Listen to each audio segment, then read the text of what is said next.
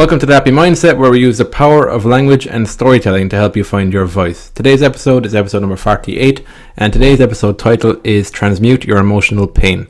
So today I'm joined by Richi Watson. Richi is the founder of LifeWell UK. He's a life freedom teacher, a speaker, and an author. He helps people to get out of their own way by releasing emotional baggage and gaining psychological freedom. Over the years, he has developed a technique called Emotional Freedom Technique, which he uses to help his clients transform their lives from the inside out. On today's episode, Richi shares his story about how he turned the physical, psychological, and emotional challenges into opportunities for personal growth in his life. He talks about how children are more tuned into the natural, emotional, and psychological flow of life than we are as adults. He talks about a psychological debt experience he had and what psychological debt meant for him. He also talks about how animals think in movement and how this is still the base of human psychology. Today's episode, the sound quality might be a little bit different because I actually forgot to record the episode as I was talking to him. Thankfully, Richi was also doing a Facebook Live at the time, so that's the audio you're going to hear today. So I want to apologize in advance that the audio on my side isn't of the best quality. But in saying that, this is an episode that I've learned a lot from Richi in talking to him about human psychology, about how we begin to integrate the instincts with the intellect. He talks a little bit about that in the podcast. So I know you're going to get a lot of value from this. There's a lot of things that Richi talks about, and he discusses it in a lot of detail as well, which I hope you'll find helpful. So anyway, I hope you enjoyed today's episode. If you want to join the Happy Mindset community, head on over to Facebook. And if you like this episode, I'd appreciate it if you can leave a rating and a review so more people can find the guests and the information that we're sharing here on this podcast. So thanks again for listening, and I hope you enjoyed today's episode. All of my friends, so I am on podcast with a wonderful guy I'm getting to know right now called Dennis, and this is the Happy Mindset podcast. Which I'm delighted to be on. This is going to be a really strong conversation we're going to have, I can tell already. And as I'm not doing any lives right now, and I've been a bit quiet because I've been developing my Deep Change program, I thought this was a great opportunity to do something here, bring you guys into it. And if you like what you hear, the audio from the podcast is going to be available to those of you who would prefer to listen to the audio too. So stick around. But this is Dennis. So please, Dennis, it's your show. So. Take it away. Yeah, thanks for joining us today, Richi. So I just want to begin where your story begins, where you are today. Okay. So my story began with physical ill health when I was very, very young. So I was a baby, 8 months old. I had a severe case of gastroenteritis, hospitalised. I lost 8 pounds in weight. I happened to be a really big, fat baby, and this was advantageous, So I was able to weather that storm, but my body was very, very weak, and I succumbed to just every illness thereafter. And of course I've been heavily medicated as well. So I had a childhood that was just ravaged with ill health, from early on, and illness was a huge part of my life, and sickness and pain and all these things. I mean, so some of the biggest memories I have, and some of the opportunities that I had, which is what they actually became, was at night not being able to get to sleep because I used to have these chronic ear infections. So I've got this pulsating pain that was just so intense and went all the way through my skull. It was just so intense, shooting, and of course I'm lying on a pillow and I can't sleep. And those are the challenges I was going through 2, 3, 4, 5 years old. I had really, really bad stomach pains, and the words really bad can't summarize this.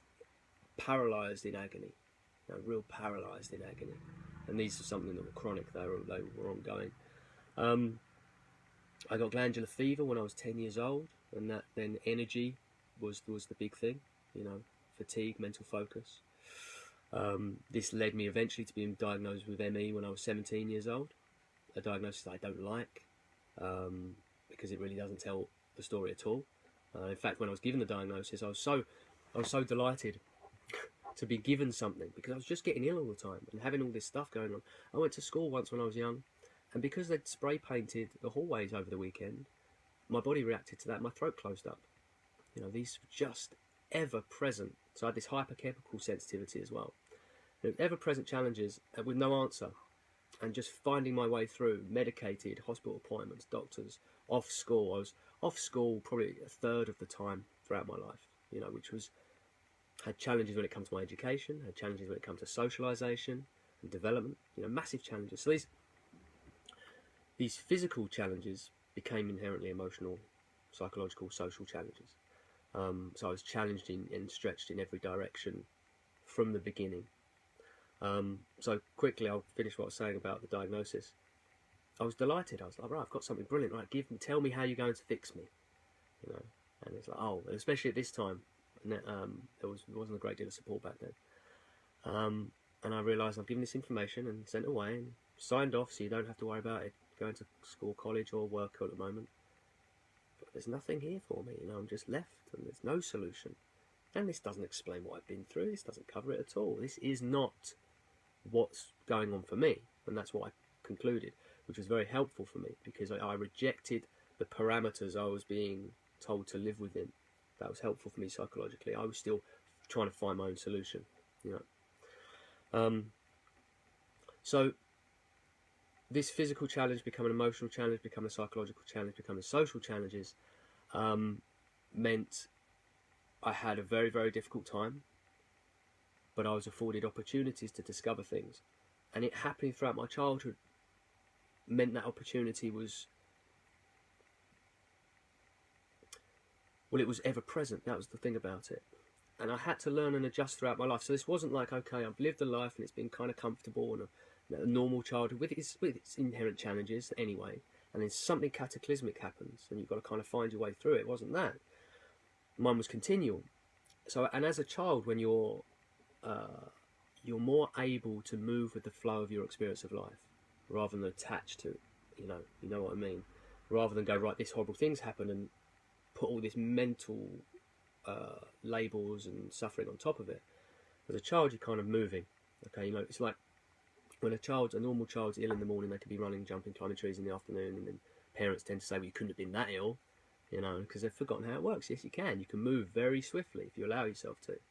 There's a mind-body connection as well relating to that.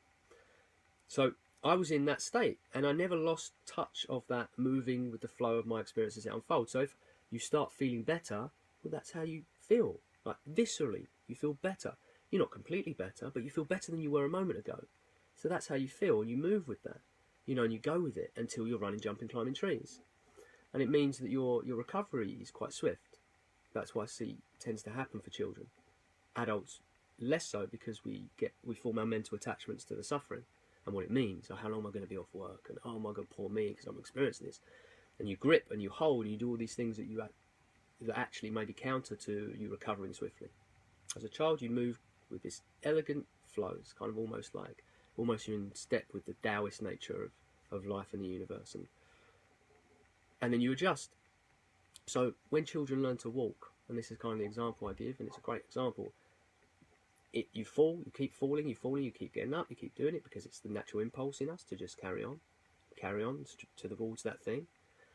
And then you learn to walk. And right now as an adult, you could say, okay, how do you walk? And you wouldn't be able to explain it. You can't dissect it because it's experiential. You've learnt it through counterbalancing, orienting yourself, the relationship between the weight of your body and the movement of it to the gravity and to the kind of terrain that you're treading upon. And all of these things you've learnt, and then they become embodied, experientially embodied. And that's what happened for me. The way I traverse and overcome these challenges became experientially embodied, to the point where I was then able to live life with a certain mental approach, which was quite unique. And I was also able to see things in ways which were quite unique. And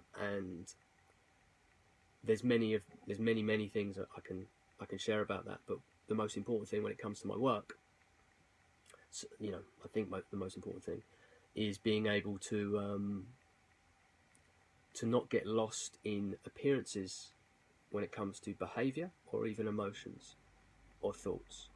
And what I mean by that is that actually experientially understanding that I'm not this thought and I'm not this emotion, and there's choice here, and also knowing that people's communication, I think this might be interesting as a kind of extension of, you know, your work, that what people are saying something here, and this person's receiving what's being said here, but that person is not experiencing what that person is thinking and feeling. They're translating the communication into their own thoughts and feelings. And this is massive, and it couldn't be bigger, because what happens is we see the world and we look at it here, we're perceiving it, and we have thoughts and feelings, and we think our thoughts and feelings are what's happening. It's like, that's not what's happening. That's a translation of what's happening into a story, into an experience of yours. That's not reality. That's not the truth. And certainly not when it comes to hearing what other people have to say. And these are things I discovered in this assault course of life that I was put through. And it meant that eventually, and the challenges didn't stop. They really didn't stop. And I ended up with PTSD, chronic anxiety, suicidal depression. After, when I was 19 years old, I was victim of police brutality. I just walked wrong place, wrong time, and a really quite horrific thing happened to me. And I was beaten unconscious with extendable riot batons. There was no riot, we were just walking down the street. And when I was drifting unconscious, I thought I was dying, so I had a psychological death experience, which led to PTSD, anxiety. I couldn't leave the house, speak to friends on the phone, suicidally depressed. On the foundations of what I already discovered, as hellish and unbearable as all that was, I was able to overcome that. And that became a deepening of, oh, right, okay. And I just become more and more self-aware, more and more self-empowered, more and more embodied. I didn't necessarily know how to teach it, but I knew how to step forward and embody it through experience. Like knowing how to walk, I was able to step forward into life in a certain way. Tragedies continued. My health was an ongoing challenge. So I would, I had a nervous breakdown when I was 21 years old. Complete emotional breakdown, going through the anxiety, the PTSD, the depression, but also my health.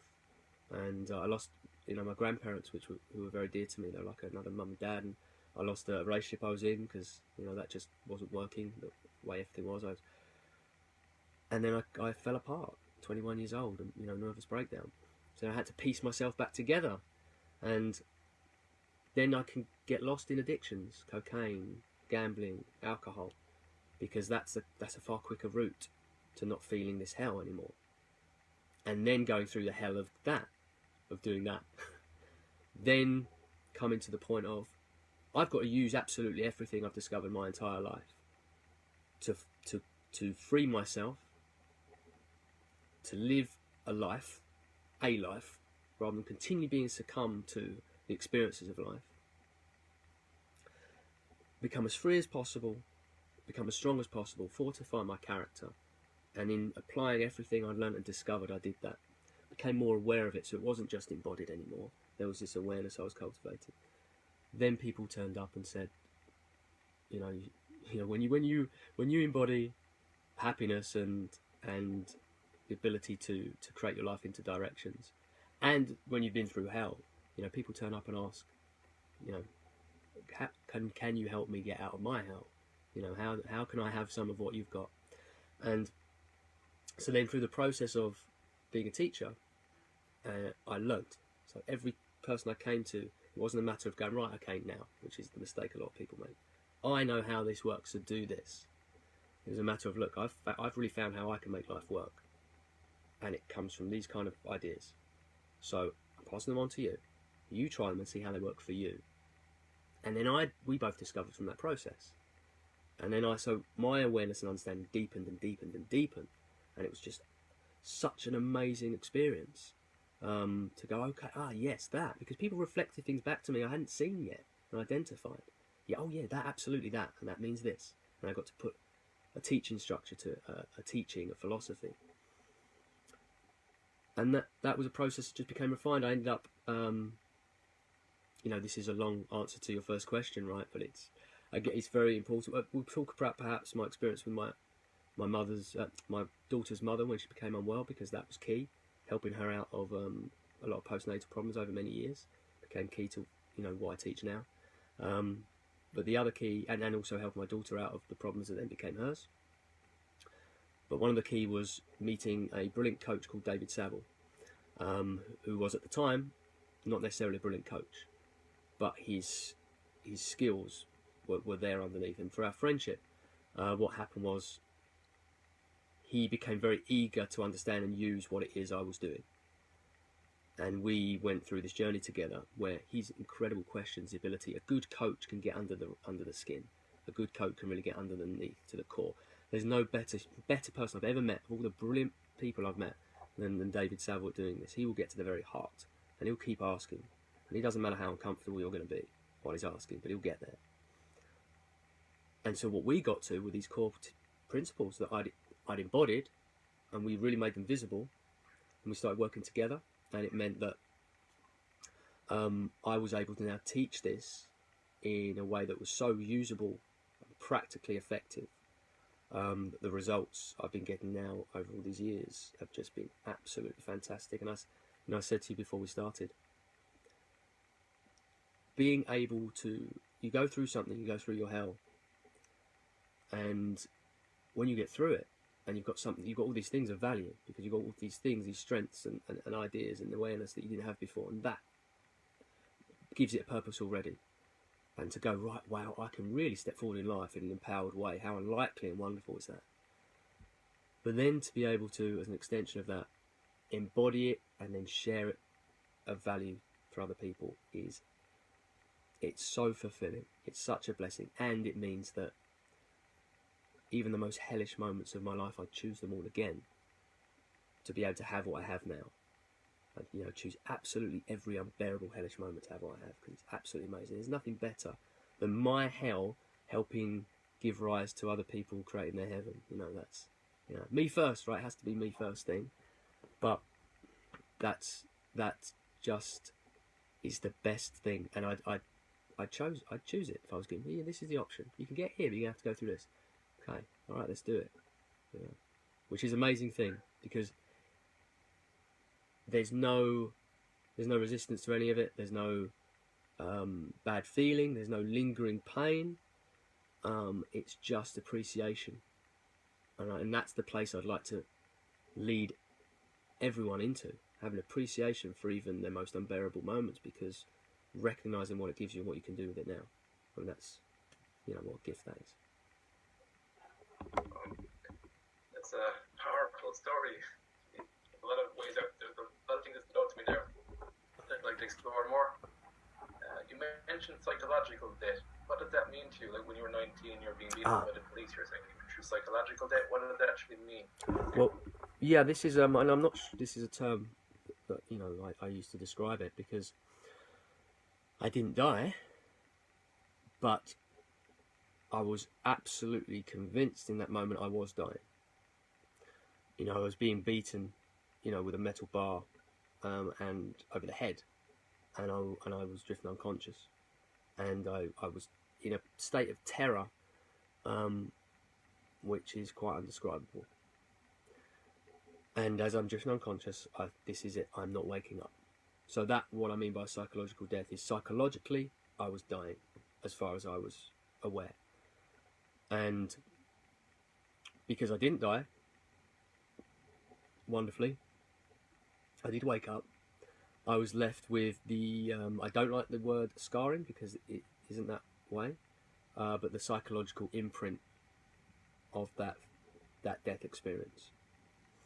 That was what led to, there was still anxiety present before this because of the challenge I'd been through, but it really created panic attacks, and like I say, PTSD, which it means once you're triggered, we'll talk about triggers because it's so important. When you're triggered, and it's so extraordinarily powerful, and the rage that comes out is huge. It's enormous, and that emotional weight is just radiating from that point that you experienced that terror, but it's unfortunately coming out in this moment when it shouldn't be. That's not what it's there for. But this is really a big foundation of my work, is to recognize that we humans, yet the foundation problem as I see it is we just haven't properly integrated instincts and intellect. That's we could talk about everything else on the surface of what people are experiencing going on, and we could point to a lot of things that are helpful, but underneath all of this the very foundation of our predicament is we haven't integrated intellect and instinct. Our psychology is emergent, and it's not finished. And in some ways, we may be. I'm certain in retrospect, and I'm certainly hopeful in retrospect, we will see this as an early developmental stage of human consciousness. And what I mean by this is, should I be having rage in a disagreement with this person that psychologically taps into this psychological death experience? Should that be happening? Well, no, of course not. It was for that, not for this. So why is that happening? Because of a lack of integration. You know, once this experience has been integrated properly, then that doesn't happen. And this is extreme examples, but of daily experience, for example, because we shouldn't necessarily be having our heart speed up and more blood pumping to our limbs and our hindbrain changing and shifting our state of consciousness because of a disagreement with somebody. Yet that happens, and that happens because of a lack of integration between our primal instincts and our human intellect. And so I could take you on a brief journey of this quickly. Expand a little bit more on the instincts and the intellect. What do you mean by those words when you say them? Okay, so this is how. So let's look at how we once responded to experience in life, as we were an animal version of our now currently evolved human self. So we can look at the monkey in the forest, for example. Okay, how an animal experiences things is viscerally and through emotion. So, in fact, our motor cortex, the motor cortex is what gave rise to the prefrontal cortex. Okay, so the motor cortex is about movement. So animals think in movement. That's a way to look at it. They think in movement. It's present, it's visceral, it's right here. They think in movement, which is a hell of a thing. And I hope that could come across when I first come across this idea. It's like, wow, yes, that, you know, if you can come into that space where, you know, you're absolutely in this moment, you feel everything more. You just feel everything more. You know, the breeze on your skin, the sounds, the colours, you feel everything more. And so animals thinking in movement and experiencing moment by moment and responding to life through perception, then nervous system, emotion, then action. Okay?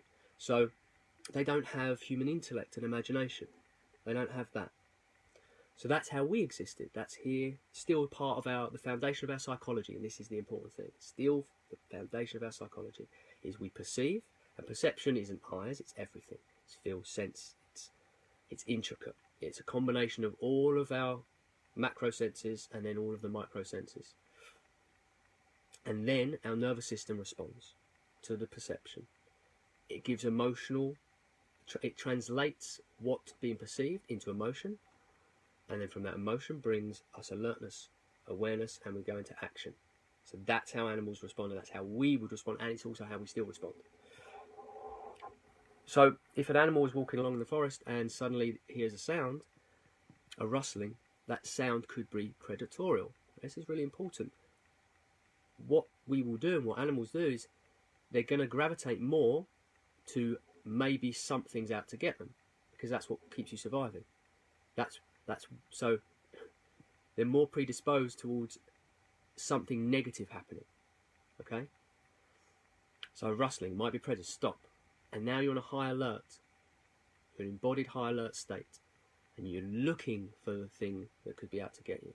And then there's a movement over here, and it's a blur of what we would describe as orange and black. So maybe that's a tiger. So it's time to act. Run up that tree. Yeah.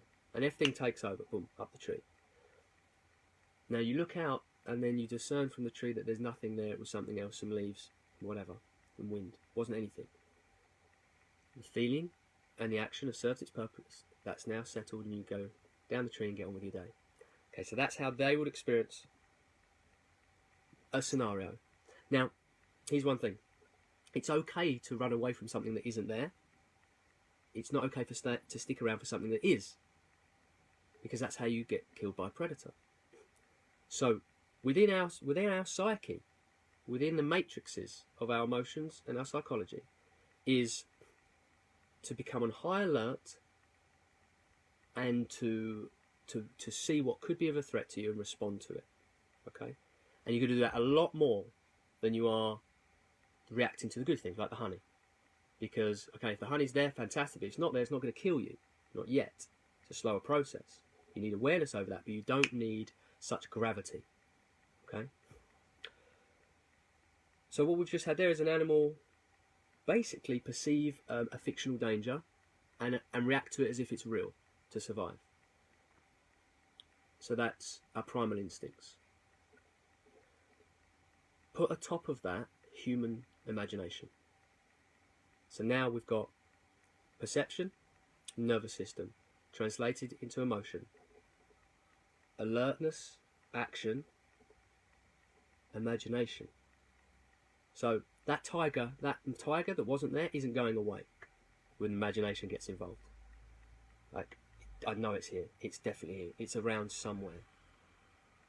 And how that shows up for us in everyday life is someone saying something and us seeing it as the worst possible thing it can be in relationship to us. And imagining they're saying that because they're thinking that. And they don't like me because of this. And us driving ourselves nuts with mythical scenarios that have to be inaccurate because you can't think and feel other people's thoughts and feelings, but are most often not what's going on. And unstitching myself from that Maya and that delusion was huge. Myself realizing, oh my God, I'm thinking that my thoughts are reality. That's crazy. Of course they're not. But working with people to unstitch those, it's just the things you discover, especially in relationships, the things that people have created within themselves that are not true. But because of an unintegrated marriage of instincts and intellect, we are being triggered emotionally through our perception, through our nervous system, and that which is embodied within that matrix are things we learned in our early childhood. Okay, so if a 6-month-old baby is sitting on the floor, moves its hand and knocks over a drink, and the parent jumps up in alert because this drink is being spilled, that child doesn't understand anything other than the guardian here, the parent, the person you look to are you safe or not, what to learn from the environment. He's jumping up and freaking out. So they're put in fight or flight. There's something wrong. And then the neurology goes, right, learn what this is. And it learns the scenario. The scenario is you've knocked a drink over. So you've now got an emotional trigger that's basis is fight or flight, is survival, connected to spilling a drink. And then you become the crazy parent at age 30 that jumps up when their kid spills a drink. And then the mind goes, oh, it's because it's going to stain, right? So, and that feels real, but it's not. That's not why. That's not why that trigger. That's not why. All emotional triggers come back to a survival instinct. And then our mind makes sense of them. And we live in that as reality. So that's what I mean by the difference between instinct and intellect, and also the lack of integration between. And it's a big subject. How do we start integrating the instinct and the intellect better? Okay, so where Freud's work made such impact is in psychoanalysis and identifying the relationship between experiences in childhood and the neurosis and our psychology of adulthood. Now, there's been, as I see it, a kind of misadventure, and that misadventure has been from wanting to create emotional release, which is what Freud wanted to do. That was the point. You go back into the memory so you can then create emotional release. You transmute the emotions that exist relating to them. Okay? Because emotion is how we're living life. It's like the emotion that's overwhelming you. A thought is passive. A thought is passive until it's given emotional charge. So if we create emotional freedom, you create psychological freedom, you create life freedom, you create awareness. You're able to respond to life in a completely different way, responsive instead of reactive. So then what the intention with Freud's work was to create this emotional release. Now what's happened over time is because we are conceptual creatures and we have become more and more lost in the conceptual, come away from the visceral experience of life, like animals thinking in movement and feeling things viscerally like this. We've come away and we've labelled and conceptualised everything. Now, I have a a unique insight into this because the nature of my best guess is the nature of my experience, and finding forms of meditation when I was very young. I mean, I can remember things at unlikely early age, and I can remember experiencing life through visceral emotion rather than mental labels. And so I can remember, and it's something I actually still can tap into. It's wonderful. So when a baby crawling on the floor sees the colour red, they don't think the colour red. They feel an emotional response to the shades and colour of that. And then they start to identify the difference between those emotional feelings. When they're crawling along the floor and they're feeling the feel of the carpet, all they're in is the feeling, the sensory experience. And they get an emotional translation from it. And it feels good. This is discovery, and it feels like this. And it has a signature to it. A mother's face has a signature to it of emotion. A father's face has a signature of emotion. And that's why kids are so entertained by life, because they're just in this emotional exploration of how everything feels. Then what happens is we come along and go, right, red, carpet, mum, dad, and we give labels, which we need to, of course. We need to develop language and labels. This is the interesting thing. But the misstep of that, which we need to integrate better, is that we disappear into the conceptual, and we're no longer connected with our feeling experience of life in the same way. And so part of this journey, so coming back to Freud's work, what's become lost is psychological intervention has become about the story, it's become about the conceptual, it's become story obsessed. We are story obsessed, we are thought obsessed, because that's where we've drifted into experiencing life most. And bad emotions feel bad, so we don't want to feel them. So we're more likely to go into story here, distractions, addictions, all sorts of things, rather than feel the emotions we're feeling, because they're uncomfortable and difficult. The problem with that is we need to feel uncomfortable and difficult emotions to create transmutation, to create freedom within ourselves. So we've kind of gone on this misadventure. We've gone far too into conceptual interventions. So an example of this, to take through a journey of this, is if you're experiencing something, a pattern throughout your life, and it's because of these embedded emotional triggered responses, something's happened, you're emotionally triggered, your mind then comes online and creates a story out of thought saying what that is, and then we mistake the story for reality. And then when things are terrible and difficult and we ask for help, the people that come along and say they're going to help say, okay, tell me about the story, and they intervene on that level. So that's what's happening most of the time with most things. What we need to do, in my view, in the work I've been doing and the experience I had personally to overcome all of these horrible things, and that means going from not being able to speak to people on a phone to be able to stand on stage in front of hundreds of people and do the work I do, means me developing what I call the feeling focus techniques, FFT. And that's finding ways to go deeper into the heart of how you feel emotionally. Not just bad, good, everything. Coming into that visceral experience of life more. And so when, I'll give you a wonderful example in a very short story. A young mother struggling with being a young mother and a 3-year-old son, and breaking down. She's just breaking down. She can't cope anymore. And I say, okay, tell me one thing that's causing you stress and overwhelm. And she got this wonderful example. She said, okay, well, I've got somewhere to go. I've got to be there at a certain time. And he won't put his coat on, he won't get ready to go. It's cold outside, I need him to put his coat on, he won't do it. And no matter what I do, no matter what I say, no matter what I do, no matter what I say, he won't put it on. I end up having to shout at him, I get angry, he cries, I force him out with the coat on and everything. It's just a horrible scenario. Afterwards I feel terrible about it. So she's in this cycle of responding to an emotional trigger, acting in a way she doesn't like, feeling terrible about herself, breaking herself down, that radiating into every other part of her life. It's not like that one scenario is the cause, but there's a load of scenarios like that playing out like that. So I say, okay, this is what you do now. This is your mission. First of all, I like to do this, take away the blame game. What you're experiencing in that moment, when your son won't go out, what you're experiencing, that frustration you're feeling, isn't exclusively about the moment. It's not even mostly about that moment. It's an echo of the emotion you felt when you were treated with frustration. That's what's coming up, because that was what was embedded when you were the young 3-year-old causing frustration, and then it was emotionally scary. That was what was embedded. So you're feeling an echo from your pain, and then your psychology shifts. And where does it shift to? It shifts into a state you were in when you were 3 years old, trying to deal with life. And then you're trying to parent through that. You're trying to parent through the psychology of a child, the state of consciousness of a child, in a really difficult, painful scenario. Don't do it. Don't try and do it. That's my first bit of advice. Don't do that. Instead, you have to now see these emotional triggers as your cue to stop. Do not act. And Dennis, is a very powerful, persuasive mechanism, because it's about survival, those triggers. So you want to act quickly, and then the thing you do makes things worse.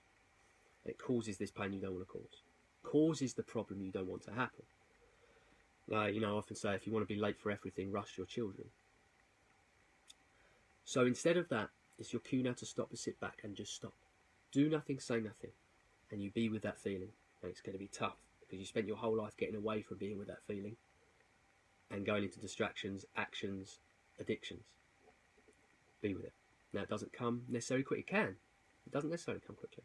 But then there came that wonderful day when I had a session with her, and she said, I did it. And I was like, okay, what did you do? I did the thing. I did the thing. Okay, well, tell me what happened. So she was in that scenario, that exact scenario. Needs to go, won't put his coat on.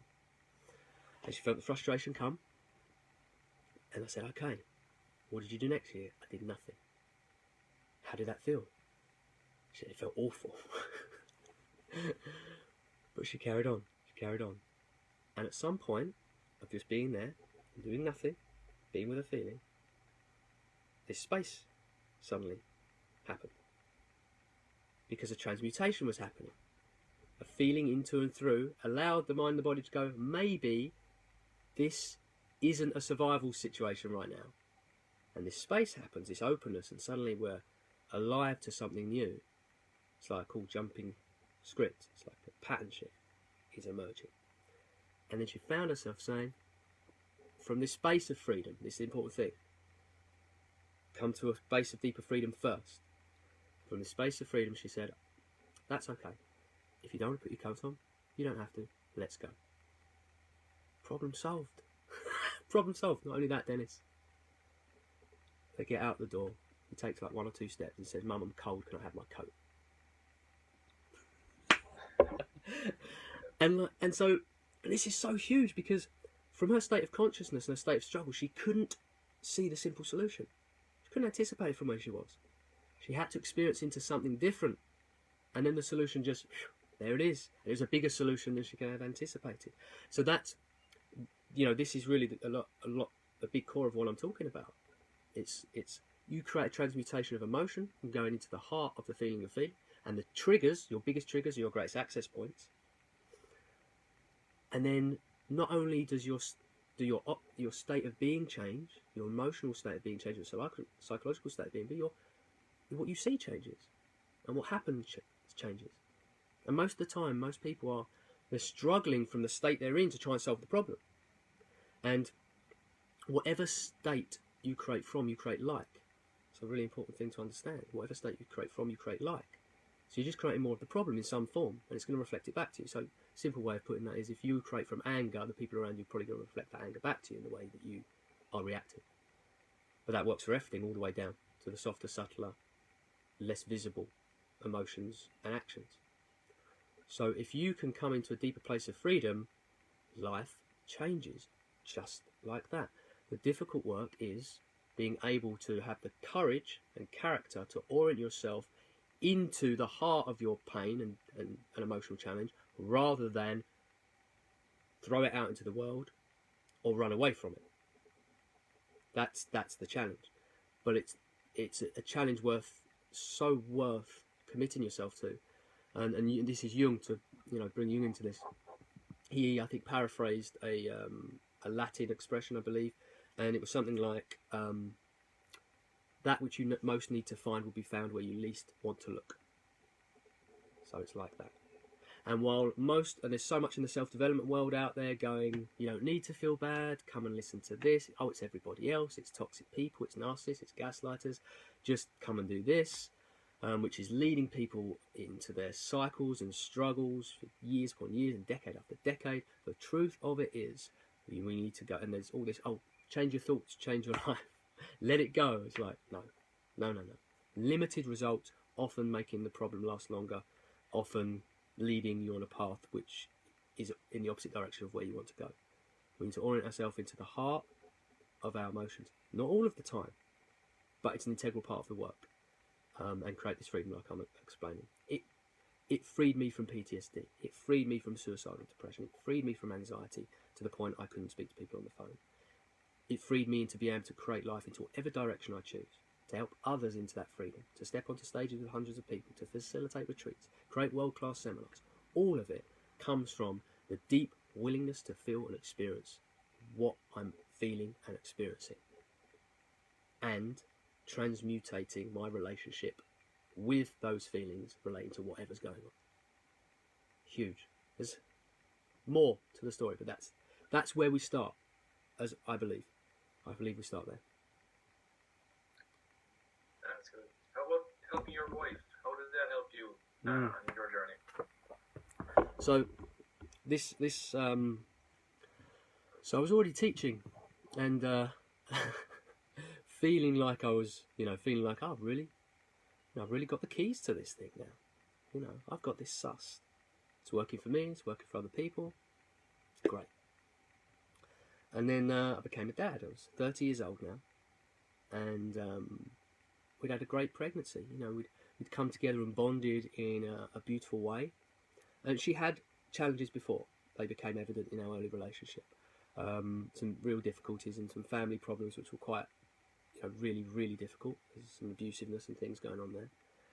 So there's things we were working through. And I was, instead of responding to behaviour, I was seeing through the behaviour into the heart of the person. I was doing that as my default way of experiencing life, which is a wonderful thing. It's so beautiful, because you're not taking things personally anymore in the same way. And instead of mistaking something someone says or the demeanour and turning it into it's like I say, we create histamine characters out of people. People go into a shop and someone's rude to them. That's misrude. It's like, and then we do it because we need to label and categorise. What is this in relationship to me? Well, she's misrude. Like, wow, there's an infinity within that person, and something's happened in their day, week, or life which has led them to being that way in the moment. You just happen to be there. That's what's happening. It's not about you. And maybe, and I say maybe, but I say definitely, actually, if you knew what it was that's giving rise to the pain they're expressing right now, you'd have all the compassion you need to forgive them and understand. And I can say that with absolute confidence, having worked with so many people, because the people that are the most troubled and have been through the most, the deeper the hostility, the deeper the pain. All of these things are at play. And my daughter's mother helped me understand this, in another excruciatingly painful gift that life gave me, and she gave us. She became very, very unwell after she became a mother, and this is what how I started to understand how this works. She became a mother, and it's like an open door. A door was open between her and her childhood, because in being a mother to a child, it opened a door that existed, that held, is like a Pandora's box of the pain she experienced as a child to a mother. And she was 23, and all this could come avalanching out of her, and she couldn't deal with it. I didn't understand what was happening at that time, not fully. So we dealt with that as best we could, and it took years. And I was confused as to what was happening for her. Nothing I did or was could help or make anything better. I mastered my own calm and non-responsiveness in a very deep way, because if I added anything to the fire, it would just create terrible problems. So I want to say she was very unwell. She was very unwell and deluded, and experiencing things that were devastatingly difficult to bear witness to. And sometimes it was falling apart emotionally in these huge ways. Sometimes it was enormous amounts of anger. But a lot of it was built on delusional experience. Things she was fallen into deep paranoia about those closest to her, and of course me being the closest to her too. Became the brunt of a lot of this. But we had this daughter, and I had to embody a certain space and do my best. And I did my best, but it didn't solve anything.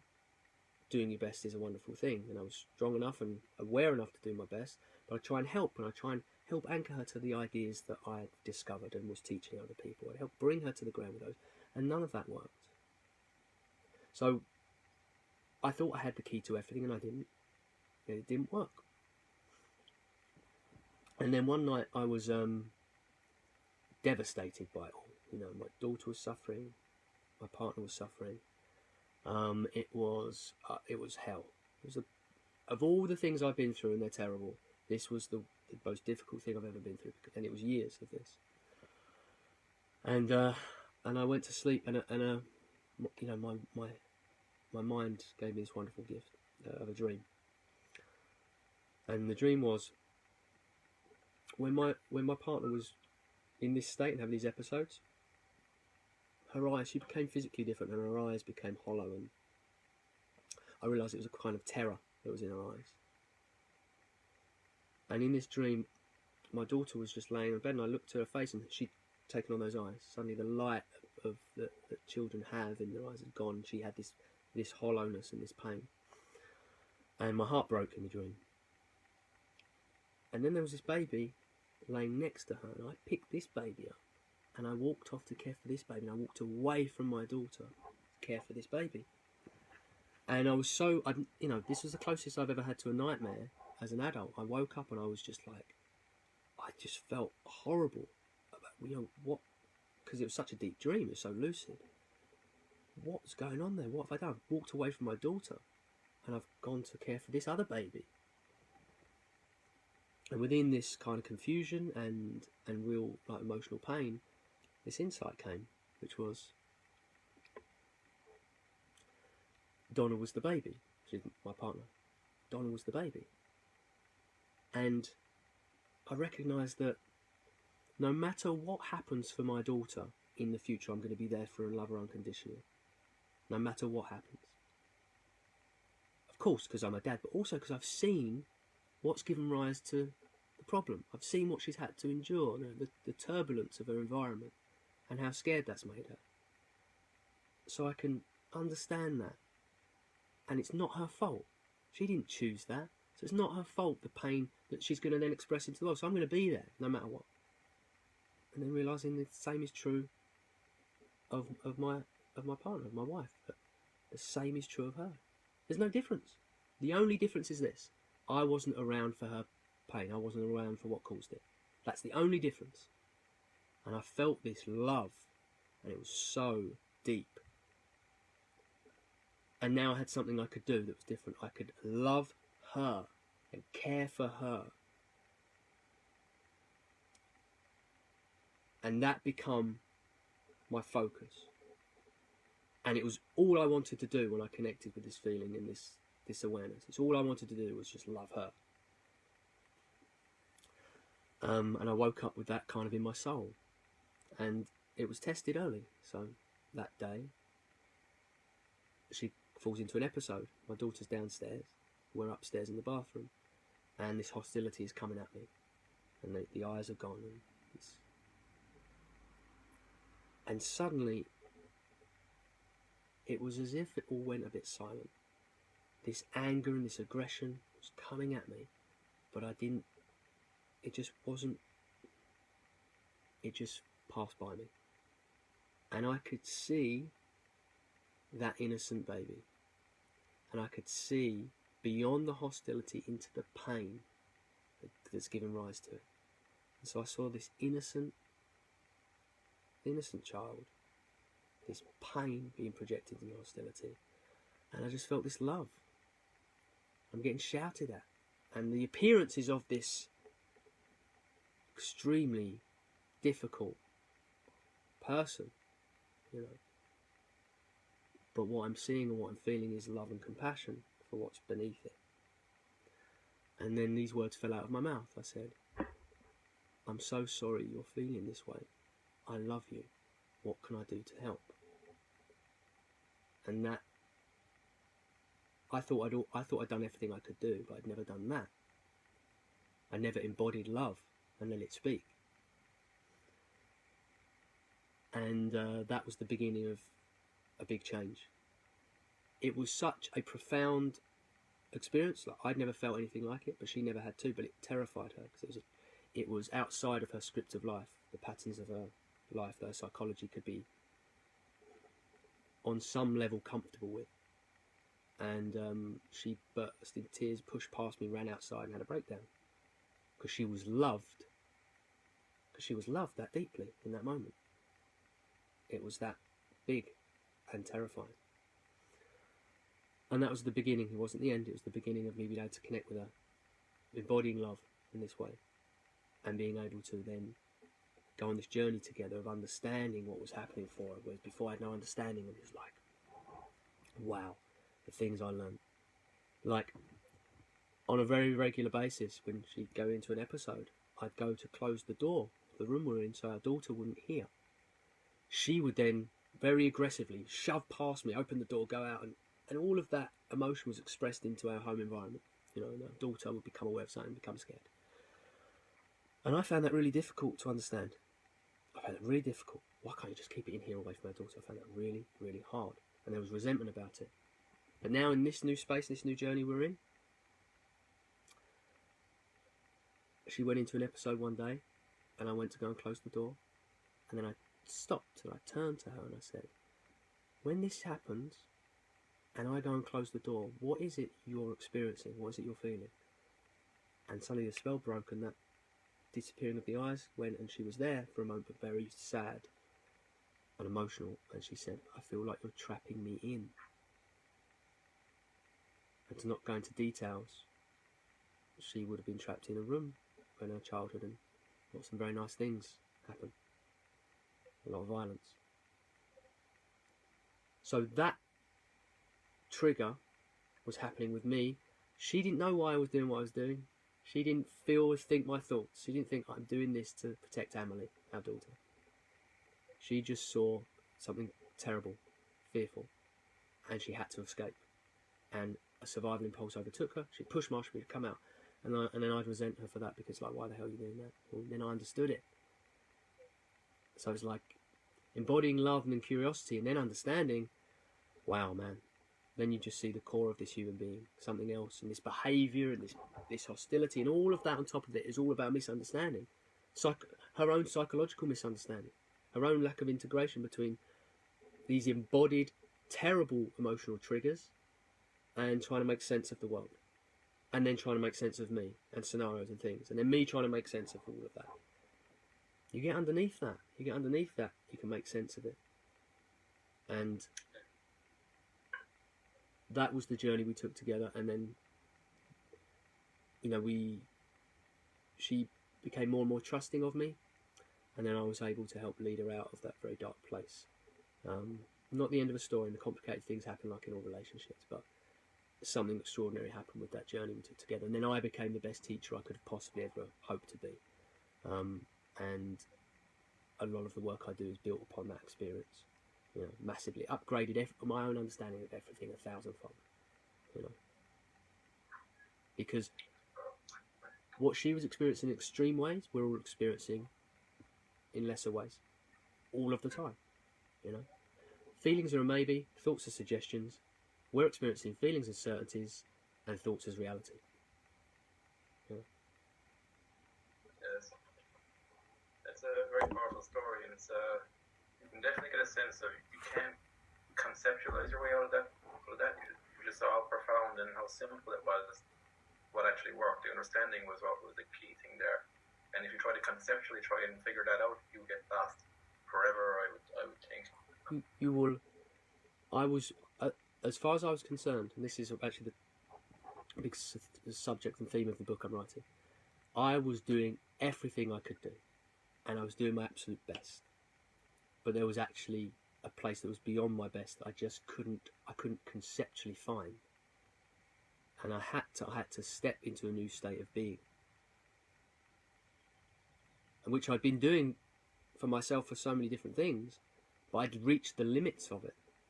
You know, I wasn't doing it for this. I was just trying to doing my best, manage, calm, boom, boom, boom, boom. And it was helpful. I became very strong in lots of ways. But there was a limit here that I'd reached. I had nothing left for it. And I had to completely step into a new experience of life. I had to break my own script. And I did it that day in that bathroom, through that understanding from that dream, and then in my action that day in the bathroom.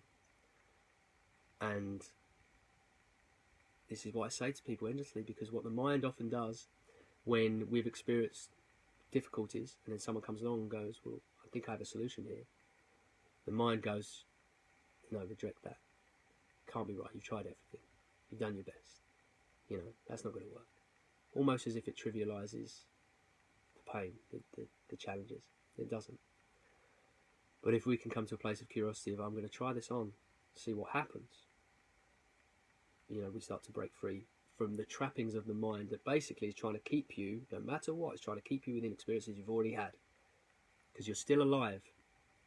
And the mind knows, the psyche knows, if you're still alive, that means keep doing everything you've already done. Don't do this new thing, because that's the unknown, and the unknown can kill you. So that's the great challenge I've got with a lot of people a lot of the time. It's trying to get them to take that step. I call it an invisible membrane, and it's around your story of life. But where you want to go exists just on the other side of that. Problem is when you get to the edges of the inside of the membrane, you feel an emotional trigger. The emotional trigger is the fear of the unknown. The mind goes, don't go there, and it'll give you some brilliant reasons. Oh, it's this, it's that, boom, it can't be this, you're this, boom, boom, boom, boom. And then we go, yeah, that's true. No, it's an emotional trigger about you getting to the edges of where you need to step beyond to get the freedom and the life you want. And this is the work. I mean, right now I'm creating this deep change program, and I've got a group of people who all have their own invisible membranes, and it's now about working to get them to step out. And the wonderful thing is, it's a step. It's one step from where they keep on going to, and then playing out their cycle in some form. It's one step. It's once you take that step, your life changes forever. You will then experientially embody a new mode of being. Different DNA switches on in your nervous system to support this new human being you get to do. And it's one step beyond anything you've ever done. Just one. You know, you just keep going that one step, everything changes, man. What are some of the core principles you talked about behind your work? Well, the tools, the underlying tools I use for transformation, because there's life leadership and strategy and creating projects and things. That's all atop. The feeling focused techniques are ways for us to lead ourselves into the heart of the emotions we need to in order to create the transmutation we need. And there's methods I use in which to do this with the big emotions, and they're forms of meditation. They're forms of using verbalization, because when you speak, you make emotion manifest and you make thought manifest, and it gets bigger. It's the way your voice trembles when you start trying to speak when you're emotionally charged. It brings it up bigger. The emotion gets bigger. So I use a verbalization technique to get us into the heart of emotion, and then get underneath it to what's underneath it, and then create this transmutation. And what I call micro trigger repatterning, which is a way to use the smaller, lesser triggers like procrastination as ways to, because underneath all of our bigger triggers are all these infinite number of smaller, lesser ones that we just, I'll give you one of my favourite examples is, you're walking past the tissue on the floor and thinking, it's okay, I'll pick it up later, rather than picking it up while it's by your feet and you're walking past it. And this is something that happens for people. Some version of this, I'll make my bed later, I'll open that letter later.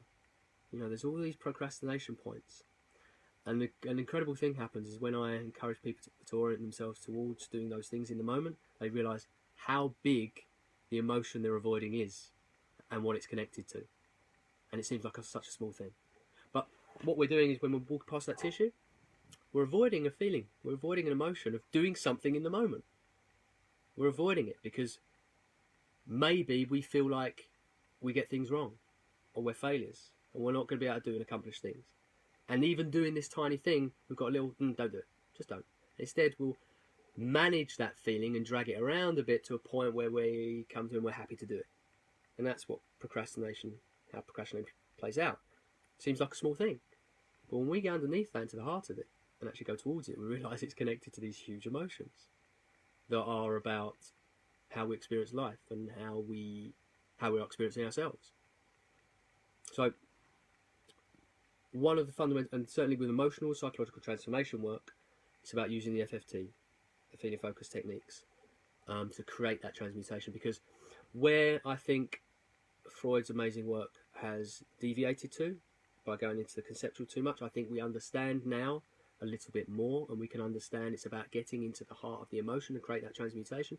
You don't need to drag yourself back into memories of the past, because your emotional relationship to life is turning up for you every single day. You don't have to look anywhere. What you have to do is know what to do with the emotional trigger when it comes up, and then you can create that transmutation, because the emotional trigger got in there in a present moment experience. Your access point is right here, what life's showing you in your relationship to it. That's your access point. And we are compulsively avoiding that because it feels uncomfortable. It's like we've fallen into the delusion that a bad feeling is a bad thing. Bad feelings aren't bad things. Bad feelings are wonderful things. They're information, they're awareness. They're working for us. Our bad feelings are working for us. Every emotion, all of it's working for us. It's just our relationship to it is the thing that's gone wrong. You know, it's just like if I put my hand in fire, I feel physical pain. That's of service to me. Get your hand out that fire. I need to feel that physical pain. Emotional pain is exactly the same. So the pain is there to be of service to you, and we're avoiding it. We're going around it, and we're getting lost in the conceptual.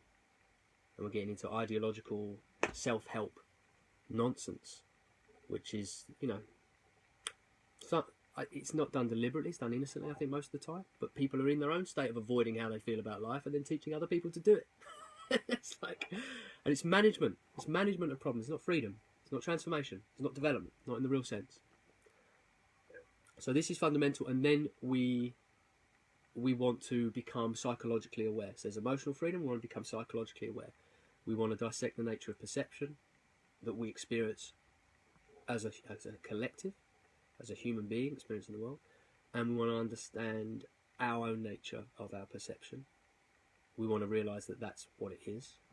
We're experiencing our perception of life and not life. We're experiencing our perception of somebody else and not them. We're experiencing our perception of what they did, said, not what they did or said. Really get into the heart of our relationship, using the FFT techniques when we need to, but cultivating our awareness of well. And if we come from those two directions, and and again, because a lot of self-help work is reductionist, it kind of focuses on one thing, because that's what we do. We go, this is it, this is the thing. There's things that are right and things that are wrong. So you've got all these people out there saying, you know, emotions are created from thoughts. So thoughts is your entry point, and it's so unbelievably stupid. You know, that's a part of the story, but it's a smaller part than the emotion. I mean, it's just wrong. It's just wrong. And there's a whole communities of teachers teaching this stuff and leading people, you know, around in circles. Because it's not true. As I explained to you earlier, we have perception, nervous system, translated into emotion, and then alertness action. We have human imaginations on top of that, the intellect developed on top of that. And the response sequence is the sequence of how it evolved, of how we evolved. It's that sequence. So developmentally and experientially day to day, our response sequence to life is the sequence of which these things evolved. So it's perception, nervous system, emotion, thought. That's why the ultimate entry point is our emotions. The intervention point is not the nature of our thought. Thought is a feedback loop now, and thought can summon emotions. Of course it can. But for the vast majority of the day, and if we look at the science of this, 95% of the day perhaps, we are governed by the invisible forces, which are perception, nervous system, emotion up towards intellect. So we're feeling things, and then we're creating stories about them. Then we might get less lost in the stories about them and make ourselves feel worse. We're in this cycle. So we've got to escape that cycle. These are techniques I've discerned. So, which I can't teach obviously in a brief podcast, but what I can say is absolutely get yourself more willing to feel what you feel. There's the simple take home. Be more willing to feel what you feel. And counterbalance being willing to feel bad things with actually bringing yourself into experiences which elevate you and feel good, but really be with them. Really be with them. You know, start to taste life again in a deeper way. And that's the kind of direction we need to go in. Sounds good. Great message. So where do these guys find you online? What's that, man? Or where would these guys find you?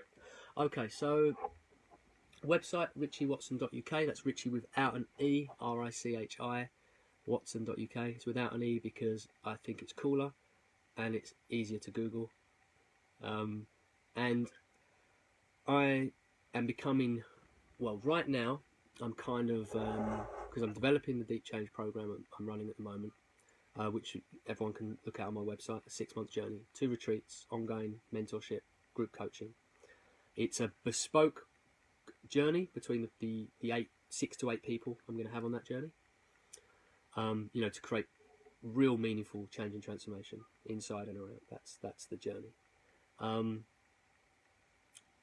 And while I'm doing that, hand in hand with that work, I'm writing my books, I'm developing a lot of video series at the moment, which are focused mainly in the themes of myth dispelling in self-help work, really helping get people unstuck from the cycles of self-help struggle that they're in because of these. Usually because of things that are partially true being made into being absolutely true. You know, that's usually what's happened. I'm making a few video series, and they'll be on mainly Facebook. I like Facebook as a medium of my social medias. And my Facebook page, again, Richi Watson, Richi without an E. You get to my Facebook page, and there's going to be, going forward in the coming weeks, probably 2 videos a week coming there, 2 or 3 minute videos where I dissect one thing at a time and hopefully help. It's what I'm doing, as well as working with the people investing in their time with me. It's like, okay, well, what can I do to be helpful? That's for people that you know, that can reach as many people as possible. And it's these brief videos. So yeah, I'd love if anyone's been interested in or feels the pull towards what I've been saying, connect with me there and take a look.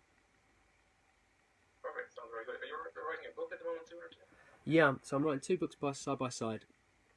One is, it's autobiographical, it's the story, and it's over the years I've told as many stories as I can that have revealed my lessons to me. And so what I'm doing is I'm collecting those stories together, taking on people on a journey. And I'm so encouraged by it. It's what's happening while I'm writing it is that I'm able to be going deeper into the teachings that I've been teaching, and also discover things that, a little missing link here. Of course, that. And so that's what, right now I'm writing my book, but also the teaching I'm able to do in my groups is just exponential. You know, it's wonderful. So it's a wonderful journey. But I've got a companion book that I'll be releasing afterwards that will then be the deep teachings, the principles behind. This book is revealing the lessons as they were revealed to me, which is, you know, Dennis, with great humility, I've had people rock up to a 45-minute talk and their life change. I had one woman come off an absolute sack full of pharmaceuticals after coming to a 45-minute talk and it clicking into place for her. You know, and these are the stories that are going to be in this book.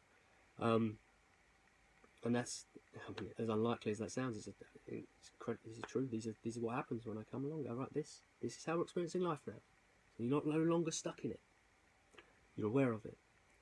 And then the companion book will be a deep teaching book. And yeah, I'm having the greatest time writing. I'm having a fantastic year because my year is writing and doing the work with an intimate group of people on this course I'll be running beginning in July. So I have the best life, man. I have a good time. Cheers for sharing your lessons. Like, I liked the way you brought in evolutionary psychology as well today, and really gave some detail and combined it with your own story. And because I do believe that transformation is very unique to the person. There's principles that can apply to different people, but it's a unique journey to go on and meet like you were saying, get more into the heart and get beyond the stories that are going through our head of what we're seeing in the world. Well, thank you so much, man, and I'm fascinated by your story, and I look forward to your book as well, because you know what journey you've been on as well. Thanks, man. Cool. So, yeah, thanks again, Richie, and so until next time, have fun and enjoy the process. Thanks, man. Thanks, guys. I hope this video has been of service.